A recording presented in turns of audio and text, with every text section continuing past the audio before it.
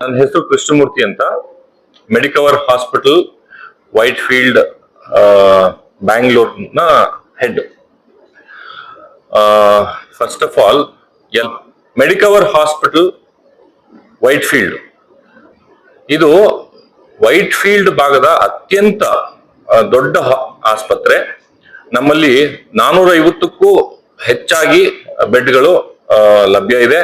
ಮತ್ತೆ 100ಕ್ಕೂ ಹೆಚ್ಚಾಗಿ ICU ಬೆಡ್ಗಳು ನಮ್ಮಲ್ಲಿ ಲಭ್ಯ ಇದೆ. ನಮ್ಮಲ್ಲಿ 2 ರೋಬೋಟ್ಸ್ಗಳಿದಾವೆ. ರೋಬೋಟ್ಸ್ ಅಂದ ತಕ್ಷಣ ರೋಬೋಟ್ಗಳು ಸರ್ಜರಿ ಮಾಡ್ತಾವ ಅಂದ್ರೆ ಇಲ್ಲ, ಇದೆಲ್ಲಾನು ರೋಬೋಟ್ ಅಸಿಸ್ಟೆಡ್ ಸರ್ಜರೀಸ್. ನಮ್ಮ ಡಾಕ್ಟರ್ಗಳೇ ಸರ್ಜರಿ ಮಾಡೋದು. ರೋಬೋಟ್ ಇರೋದ್ರಿಂದ ಅದು ತುಂಬಾ ಪ್ರಿಸಿಷನ್ ರಿಸಲ್ಟ್ಸ್ ನ ಕೊಡೋದಕ್ಕೆ ಹೆಲ್ಪ್ ಮಾಡ್ತಾರೆ. ಅದಲ್ಲದೆ ತುಂಬಾ ಸುಸಜ್ಜಿತವಾದಂತ ಒಂದು ಎಮರ್ಜೆನ್ಸಿ ಡಿಪಾರ್ಟ್ಮೆಂಟ್ ನಮ್ಮ ಹಾಸ್ಪಿಟಲ್ ಇದೆ.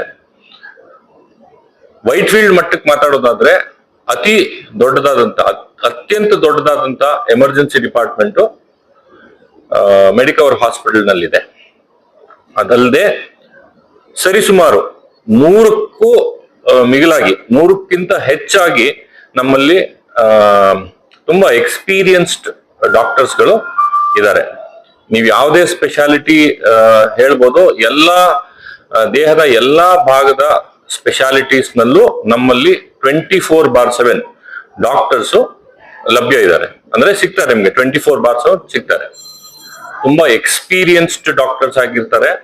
ಮತ್ತೆ ನಿಮ್ಗೆ 24/7 ಈಸಿಯಾಗಿ ಡಾಕ್ಟರ್ಸ್ ನ, ಅಂದ್ರೆ ಜೂನಿಯರ್ ಡಾಕ್ಟರ್ಸ್ ಹೇಳ್ತಾ ಇಲ್ಲ ನಾನು, ಏನ್ ನಮ್ಮಲ್ಲಿ ಸೀನಿಯರ್ ಡಾಕ್ಟರ್ಸ್ ಇರ್ತಾರೋ ಕನ್ಸಲ್ಟೆಂಟ್ಸ್, ಅವ್ರನ್ನ ನೀವು ಡೈರೆಕ್ಟ್ ಆಗಿ ಭೇಟಿ ಮಾಡ್ಬೋದು ಅಥವಾ ಫೋನ್ ಅಲ್ಲಿ ಮಾತಾಡ್ಕೊಬಹುದು. ಮತ್ತೆ ನಮ್ಮ ಹಾಸ್ಪಿಟಲ್ ರೀಚ್ ಆದ ತಕ್ಷಣ ಟ್ರೀಟ್ಮೆಂಟ್ಗಳು ಇಮಿಡಿಯೇಟ್ ಆಗಿ ಸ್ಟಾರ್ಟ್ ಆಗ್ಬಿಡ್ತವೆ. ಇನ್ನೊಂದು ತುಂಬಾ ಇಂಪಾರ್ಟೆಂಟ್ ವಿಷಯ ನಾನು ಏನ್ ಹೇಳೋದಕ್ಕೆ ಇಷ್ಟಪಡ್ತೀನಿ ಅಂದ್ರೆ, ನಮ್ಮಲ್ಲಿ ಆರ್ಗನ್ ಟ್ರಾನ್ಸ್ಪ್ಲಾಂಟ್ಸ್ ಏನಿದೆ, ಆ ಟ್ರಾನ್ಸ್ಪ್ಲಾಂಟ್ಸ್ ಕೂಡ ಮಾಡ್ತೀವಿ. ಎಸ್ಪೆಷಲಿ ಕಿಡ್ನಿ ಟ್ರಾನ್ಸ್ಪ್ಲಾಂಟ್ ಏನಿದೆ, ಆ ಟ್ರಾನ್ಸ್ಪ್ಲಾಂಟ್ ಕೂಡ ನಮ್ಮಲ್ಲಿ ಲಭ್ಯ ಇದೆ. ಅದಲ್ಲದೆ ನಮ್ಮಲ್ಲಿ ಒಂದು 100 bedded women and children hospital ಅಂತ ಸೇಮ್ ಕ್ಯಾಂಪಸ್ ನಲ್ಲಿ, ವೈಟ್ ಫೀಲ್ಡ್ ಏನ್ ಮಾತಾಡ್ತಾ ಇದ್ದೀನಿ ಅದೇ ಕ್ಯಾಂಪಸ್ ನಲ್ಲಿ ಒಂದು 100 ಬೆಡ್ಸ್ ಅನ್ನ ಸೆಪರೇಟ್ ಆಗಿ ನಾವು ಎತ್ತಿಟ್ಟಿದೀವಿ. Only for women and children, ಅಂದ್ರೆ ಮಹಿಳೆಯರಿಗೂ ಮತ್ತು ಮಕ್ಕಳಿಗೋಸ್ಕರ ನಾವು ಒಂದು 100 ಬೆಡ್ ಅನ್ನ ಸೆಪರೇಟ್ ಆಗಿ ಎತ್ತಿಟ್ಟಿದೀವಿ. ಅದರಲ್ಲಿ ಸುಸಜ್ಜಿತವಾದಂತ NICU, PICU ಮತ್ತೆ 24/7 ಪೀಡಿಯಾಟಿಕ್ ಸರ್ಜರಿ ಡಿಪಾರ್ಟ್ಮೆಂಟ್. ಮತ್ತೆ ಈ ಪೀಡಿಯಾಟಿಕ್ ಅಂಡರ್ ಯಾವುದೇ ಸಬ್ ಸ್ಪೆಷಾಲಿಟೀಸ್ ನೀವು ಕೇಳಿದ್ರು, ಸೂಪರ್ ಸ್ಪೆಷಾಲಿಟಿ ಇರ್ಬೋದು, ಸ್ಪೆಷಾಲಿಟೀಸ್ ಇರ್ಬೋದು, ಅಂಡರ್ ಪೀಡಿಯಾಟಿಕ್ ಡಿಪಾರ್ಟ್ಮೆಂಟ್ ನಮ್ಮ ಹಾಸ್ಪಿಟಲ್ ನಲ್ಲಿ 24/7 ಲಭ್ಯ ಇರುತ್ತೆ. ಹೈಯಲ್ಲಿ ಒಂದು ಲಿಮಿಟೇಷನ್ಸ್ ಅಂತ ಈಗಾಗಲೇ ಸರ್ ಹೇಳೋದಕ್ಕೆ 450 ಬೆಡೆಡ್ ಹಾಸ್ಪಿಟಲ್ ಮಲ್ಟಿ ಸ್ಪೆಷಾಲಿಟಿ ಅನ್ನೋದನ್ನ ಕ್ಲಿಯರ್ ಆಗಿರುತ್ತೆ. ಅಂದ್ರೆ ಎಲ್ಲಾ ಡಿಪಾರ್ಟ್ಮೆಂಟ್ಗೂ ಅದಕ್ಕೆ ಬೇಕಾಗಿರುವಂತ ಕನ್ಸಲ್ಟೆಂಟ್ಸ್, ಅವ್ರಿಗೆ ಬೇಕಾಗಿರುವಂತ ರಿಕ್ವೈರ್ಮೆಂಟ್ಸ್, ಅಂದ್ರೆ ಎಕ್ವಿಪ್ಮೆಂಟ್ಸ್ ಇಂದ ಆಗಿರ್ಬೋದು, ಸ್ಪೆಷಾಲಿಟಿ ವೈಸ್. ಸೊ ಇಂಥ ಒಂದನ್ನ ಮಾಡ್ತೀವಿ ಅಂತ ಅಂತಲ್ಲ. ಒಬ್ಬ ಪೇಷಂಟ್ ತೊಂದರೆಯಿಂದ ಒಳಗೆ ಬಂದಿದ್ದಾನೆ ಅಂದ್ರೆ ಅವನನ್ನ ಆಚೆ ಕಳಿಸೋವರೆಗೂ, ಅವ್ನ ಮುಖದಲ್ಲಿ ನಗು ನೋಡೋವರೆಗೂ ನಮ್ಮ ಪ್ರಯತ್ನ 100% ಇರ್ತದೆ. ಸೊ ಯಾವ ಒಬ್ಬ ಡಾಕ್ಟರ್ನು ದೇವರಾಗಕ್ಕಾಗಲ್ಲ, ಅದಕ್ಕೆ ಕಂಪೇರ್ ಮಾಡ್ಕೊಳಕ್ಕಾಗಲ್ಲ. ನಾವು ಮಾಡ್ತಾ ಇರೋ ಕೆಲಸ ಕರೆಕ್ಟ್ ಆಗಿದ್ಯಾ, ಪೇಷಂಟ್ ಸೇಫ್ಟಿಗೆ ನಾವು ಜೆನ್ಯೂನ್ ಆಗಿ ಕೆಲಸ ಮಾಡ್ತಾ ಇದೀವ, ಅದ್ರಲ್ಲಿ ಯಾವ್ದು ಕಾಂಪ್ರಮೈಸ್ ಮಾಡ್ತಾ ಇಲ್ವಾ ಅನ್ನೋ ಒಂದು ಗುರಿ ಇಟ್ಕೊಂಡ್ರೆ ಸೊ ಬೇರೆ ಏನ್ ಬೇಕಾಗಿಲ್ಲ ಸರ್. ನಮ್ಮ ಎಫರ್ಟ್ಸ್ 100% ಇರ್ಬೇಕು ಸರ್. ಸೊ ನಾವು ಕಲಿತು ನಮ್ಮನ್ನ ಗುರುಗಳು ಅಂತ ಪಾಠ ಹೇಳ್ಕೊಟ್ಟು ಇಲ್ಲಿ ತನಕ ಕರ್ಕೊಂಡ್ ಬಂದಿರುವಾಗ ಇದನ್ನೇ ಕರ್ಕೊಂಡ್ ಬಂದಿರ್ತಾರೆ, ಇದನ್ನೇ ಮಾಡಿ ಅಂತ ಹಾಸ್ಪಿಟಲ್ ಅವರು ಮುಂದೆ ಬಿಟ್ಟಾಗ ಅಷ್ಟೇ ಮಾಡಕ್ ಸಾಧ್ಯ ನಮ್ಮ ಕೈಯಲ್ಲಿ. ಇತ್ತೀಚಿನ ಯೂತ್ ಅಲ್ಲಿ ತುಂಬಾ ಮೇಜರ್ ಪ್ರಾಬ್ಲಮ್ ಅಂತಾರೆ ಸರ್, ಸ್ಟ್ರೋಕ್ ಹೊಡೆದಿರುವಂತ ವ್ಯಕ್ತಿನ ಇಮಿಡಿಯೇಟ್ ಆಗಿ ನಮ್ಮಲ್ಲಿ ಸ್ಟ್ರೋಕ್ಗೆ ಅಂತಾನೆ ಒಂದು ಸ್ಪೆಷಲ್ ಹೆಲ್ಪ್ ಲೈನ್ ನಂಬರ್ ಕೂಡ, ಸ್ಪೆಷಲೈಸ್ಡ್ ಆಂಬ್ಯುಲೆನ್ಸಸ್ ಕೂಡ 6 months ಬ್ಯಾಕ್ ಲಾಂಚ್ ಮಾಡಿದ್ವಿ. Only for stroke, because golden hour ಅಂತ ಕರಿತೀವಿ. ಸೊ ಅದು ರೈಟ್ ಫ್ರಮ್ ದ ಆಂಬ್ಯುಲೆನ್ಸ್ ಇಂದ ಹಿಡಿದು ಹಾಸ್ಪಿಟಲ್ ರೀಚ್ ಆಗೋವರೆಗೂ ಪ್ರೈಮರಿ ಟ್ರೀಟ್ಮೆಂಟ್ ಅಂತ ಏನ್ ಕರಿತೀವಿ ಇನಿಷಿಯಲ್ ಸ್ಟೆಪ್ ಅಲ್ಲಿ, ಅದನ್ನ ಪ್ರತಿಯೊಬ್ಬರಿಗೂ ಟ್ರೈನಿಂಗ್ ಕೊಡುವಂತ ಕೆಲಸ ಮೆಡಿಕವರ್ ಅಲ್ಲಿ ನಡೀತಾನೆ ಇರುತ್ತೆ. ಅಂದ್ರೆ that is a golden hour where the patient can be saved ಅಂತ. ಸೊ ಅದು ಪ್ರತಿಯೊಬ್ಬರಿಗೂ ರೀಚ್ ಆಗಬೇಕು ಅನ್ನೋದಕ್ಕೆ ಒಂದು ಸ್ಪೆಷಲ್ ಟೀಮು ಕೂಡ ಇದೆ.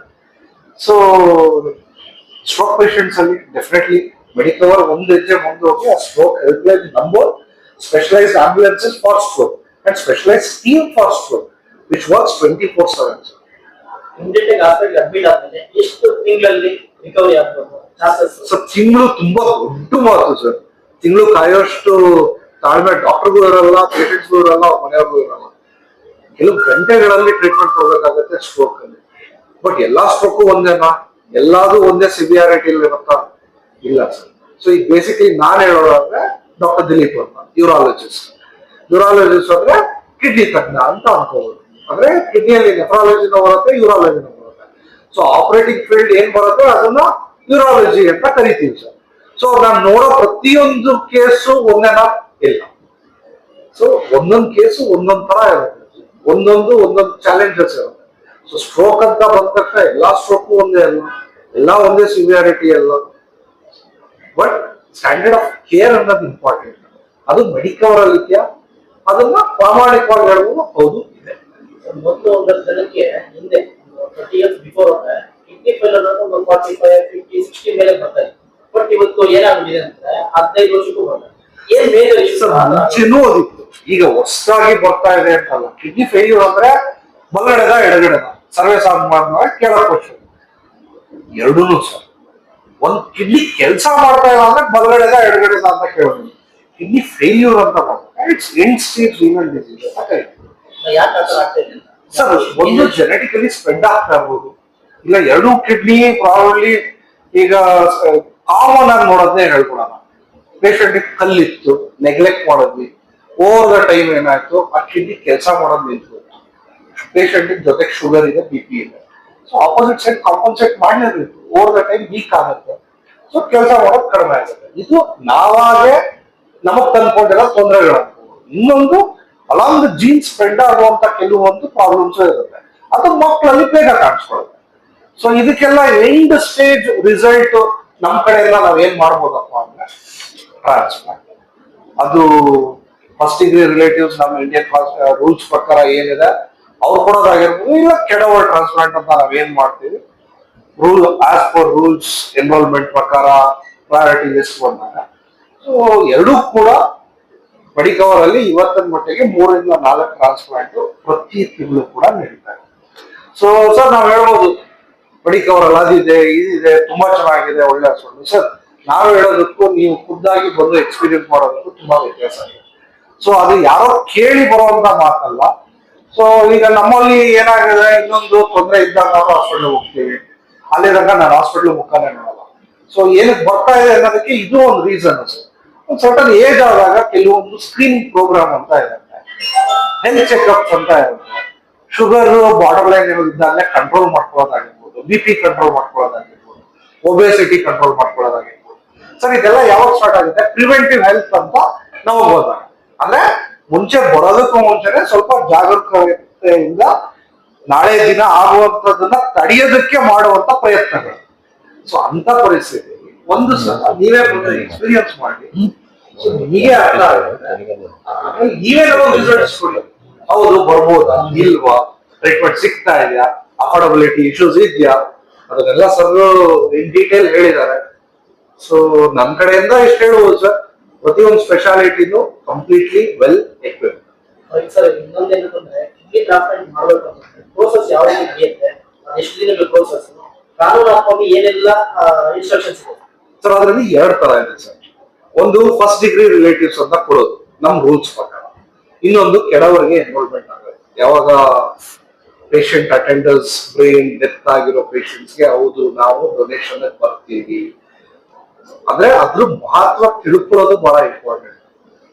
ಒಂದು ಮನುಷ್ಯ ಇನ್ನ ನಮ್ಮ ಕೈಯಲ್ಲಿ ಏನು ಇಲ್ಲ, ನೀರಿದೆ, ಅದಕ್ಕೆ ಅವಾಗಲೇ ಹೇಳಿದ್ದು ನಾವು ದೇವರ ಆಗಕ್ಕಾಗಲ್ಲ ಅಂತ ಟೈಮಲ್ಲಿ ಫಸ್ಟ್ ಡಿಗ್ರಿ ರಿಲೇಟಿವ್ಸ್ ಅಂದ್ರೆ ಅವ್ರ ಮನೆಯವರು ಡೊನೇಷನ್ ಅಂತ ಒಪ್ಕೊಂಡಾಗ ಆ ಒಂದು ಜೀವದಿಂದ ಎಷ್ಟೋ ಜೀವ ಉಳಿಸ್ಬೋದು. ಸೊ ಅದನ್ನ ಕೆಡವರ್ ಟ್ರಾನ್ಸ್ಪ್ಲಾಂಟ್ ಅಂತ ಕರಿತೀವಿ. ಸೊ ಬೇಸಿಕಲಿ ಲೈಫ್ ಟ್ರಾನ್ಸ್ಪ್ಲಾಂಟ್ ಗೆ ಕೆಲವೊಂದು ಪೇಪರ್ ವರ್ಕ್ ಇರುತ್ತೆ. ಮ್ಯಾಕ್ಸಿಮಮ್ 2-2.5 ತಿಂಗಳಲ್ಲಿ ಆ ಪೇಪರ್ ವರ್ಕ್ ಕಂಪ್ಲೀಟ್ ಮಾಡ್ಕೋಬಹುದು. ಬಟ್ ಒಂದ್ಸಲ ಡಯಾಲಿಸಿಸ್ ಸ್ಟಾರ್ಟ್ ಆದ್ರೆ ಮಿನಿಮಮ್ ರಿಕ್ವೈರ್ಮೆಂಟ್ ಅಂತ ಇರುತ್ತೆ ಅಂದ್ರೆ ಎನ್ರೋಲ್ಮೆಂಟ್ 2.5 3 ತಿಂಗಳು ತಗೋತೀವಿ. ಸೊ ಅಂತ ಟೈಮಲ್ಲಿ ಒಂದು ಲೈಫ್ ಟ್ರಾನ್ಸ್ಪ್ಲಾಂಟ್ ನ ಕಂಡಕ್ಟ್ ಮಾಡಬಹುದು. ಕೆಡವರ್ ಅಂತ ಬಂದಾಗ that goes by the seniority list. So ಅವ್ರ ಸೀನಿಯಾರಿಟಿಗೆ ಅವ್ರ ಬ್ಲಡ್ ಗ್ರೂಪ್ಗೆ ಯಾವ್ದು ಮ್ಯಾಚಿಂಗ್ ಕಿಡ್ನಿ ಸಿಗುತ್ತೆ ಅದು ಆರ್ಗನೈಸೇಷನ್ ಎಲ್ಲಾನೇ ಸಿಗ್ಬೇಕು. ಜೀವನ ಸಾರ್ಥಕತೆ ಅಂತ ಏನ್ ಕರಿತೀವಿ ಅದ್ರ ಮುಖಾಂತರ ನಮ್ಗೆ ಯಾವಾಗ ಸಿಗುತ್ತೆ ಅವತ್ತಿನ ಮಟ್ಟಿಗೆ ನಾವು ಹೇಳೋದು ಬೇಡ, ಅಲ್ಲಿಂದ ಅಲಾಟ್ಮೆಂಟ್ ಬರುತ್ತೆ. ಅಲಾಟ್ಮೆಂಟ್ ಬಂದ್ಮೇಲೆ ಅದು ಟೈಮ್ ಪೀರಿಯಡ್ ದಟ್ ಡಿಸೈಡ್ಸ್. ಈಗ ಎಲ್ಲೋ ಒಂದು ಪ್ರಾಣ ಹೋಗಿ ಇನ್ನೊಂದು ಪ್ರಾಣ ಉಳಿಸ್ಬೇಕು ಅಂತ ನಾನು ಹೇಳ್ತಾ ಇಲ್ಲ. ಅಂತದ್ ಬಂದಾಗ ಇಂಟಿಮೇಷನ್ ಹೋಗುತ್ತೆ, ಅದು ಕ್ರಾಸ್ ಮ್ಯಾಚಿಂಗ್ ಯಾರಿಗೆ ಸೂಟಬಲ್ ಇರುತ್ತೆ ಅವರೇ ಅಲಾಟ್ಮೆಂಟ್ ಮಾಡ್ತಾರೆ. ಬಟ್ ಎನ್ರೋಲ್ಮೆಂಟ್ ಆಗಿರ್ಬೇಕು. ನಾವು ಒಂದಿನ ಡಿಲೇ ಮಾಡಿದಷ್ಟು ಒಂದು 10 ನಂಬರ್ ಕೆಳಗಡೆ ಹೋಗ್ತಾ ಇರ್ತೀವಿ. ಸೊ ಟ್ರಾನ್ಸ್ಪ್ಲಾಂಟ್ ಮಾಡಿಸೋದು ಅಂತ ಆದ್ಮೇಲೆ ಎನ್ರೋಲ್ಮೆಂಟ್ ಮಾಡಿಸೋದು ಬಹಳ ಇಂಪಾರ್ಟೆಂಟ್.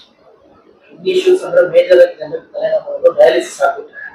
ಒನ್ ಟೈಮ್ ನಾವು ಹಾಸ್ಪಿಟಲ್ ಮೆಡಿಕಲ್ ಹಾಸ್ಪಿಟಲ್ಗೆ ರೀಚ್ ಆಗಿರುತ್ತೆ, ಎವ್ರಿ ಡೇ ಬೈ ಡೇ ಬದಲಾಗುತ್ತೆ. ರಿಸ್ಕಿ ಅಲ್ಲ ಸರ್.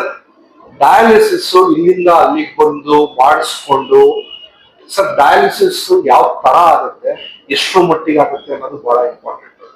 ಈಗ ಕೆಲವೊಂದು ಪೇಷಂಟ್ಸ್ ತೀರಾ ನಮಗ್ ಕನೆಕ್ಟ್ ಆಗ್ತಾರಲ್ಲ, ಅವ್ರಿಗೆ ಎಲ್ಲೋ ಒಂದ್ ಕಡೆ ಮಾಡಿಸ್ಕೊತಾ ಇರ್ತಾರೆ ಅರ್ಜೆಂಟ್, 1 ಗಂಟೆ 2 ಗಂಟೆ ಮಾಡಿಸ್ಕೊಳೋದು ಹೋಗ್ಬಿಡೋದು. ಕಾಂಪ್ಲಿಕೇಶನ್ಸ್ ಬಹಳ ಆಗ್ತದೆ.